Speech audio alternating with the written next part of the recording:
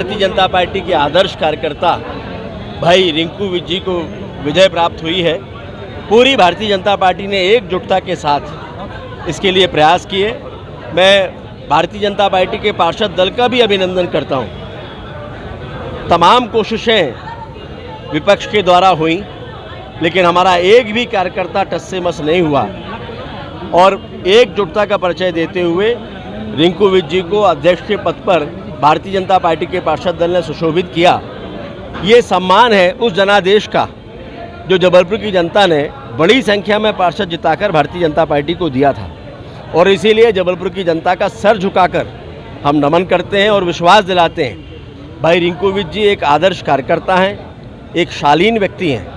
न केवल सदन की गरिमा को बनाए रखेंगे, बल्कि नगर निगम के माध्यम से होने वाले विकास कार्यों की समीक्षा भी ठीक तरीके से करते रहेंगे और उनके नेतृत्व में नगर निगम सदन बेहतर तरीके से काम करेगा। तालाबंदी की भी नौबत आई, आखिर इसके पीछे वजह क्या थी? पूरे तालाबंदी नहीं है। देखिए, पहले से ही हमने तय किया था कि यही समय हमारे पार्षदों के पास में है।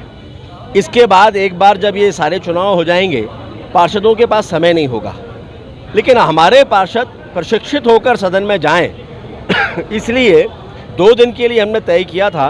अलग अलग सदन के सत्रों के माध्यम से उनका प्रशिक्षण हुआ और उनको भी अच्छा लगा। एक परिवार के भाव के साथ सारे लोग एकजुट रहे। फिर भी बीजेपी विपक्ष में रहेगी नगर निगम सरकार में, तो क्या हमें इससे फर्क इसलिए नहीं पड़ता।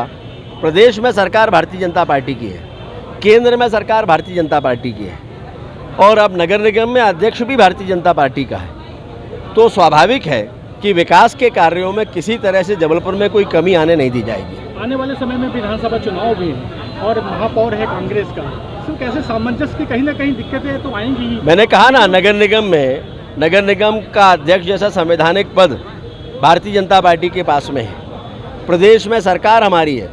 जबलपुर की पूरी भारतीय जनता पार्टी एकजुट है और एकजुटता के साथ काम करेगी। विधानसभा चुनाव में मैं विश्वास दिलाता हूं कि कहीं कोई कमियां अगर बाकी रह गई होंगी, जनता के आशीर्वाद से पूरी करके जबलपुर में भारतीय जनता पार्टी के ही से एक छोटे कार्यकर्ता पे उन्होंने निगम अध्यक्ष के रूप में विश्वास जताया और हमारे समस्त पार्षदों ने एकता के साथ अपना निगम अध्यक्ष बनाया। मैं आज यहाँ पे प्रतिज्ञा लेता हूँ अपने सभी सम्मानीय जनों के सामने कि जबलपुर के विकास में सामंजस्य बनाते हुए, सदन की गरिमा को बनाए रखते हुए, असंधि की गरिमा को बनाए रखते हुए समग्र विकास की दृष्टि से हम सभी मिलकर कार्य करेंगे। और जिस तरीके से पिछले 3-4 महापौरों के द्वारा, हमारे सम्मानीय महापौरों के द्वारा जबलपुर में एक ऐतिहासिक कस्बे से लेके बाहर निकाला गया इस शहर को माननीय सांसद जी के नेतृत्व में, जैसे फ्लाईओवर और जैसे बड़े बड़े कार्य चल रहे, चाहे रेलवे स्टेशन का देख लें, चाहे एयरपोर्ट का देख लें, और अन्य जितने भी कार्य चल रहे हैं, एक कस्बे से निकाल के हमारे शहर को महानगर के रूप में लेके जा रही है भारतीय जनता पार्टी की सरकार।